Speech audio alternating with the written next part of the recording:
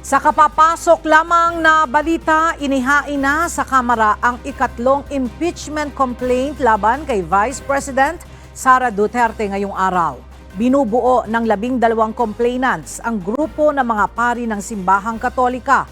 Gayon din ang mga abogado mula sa Union of People's Lawyer of Mindanao. Pagtataksil sa tiwala ng publiko, paglabag sa saligang batas, panunuhol, graft and corruption at iba pa ang grounds ng impeachment.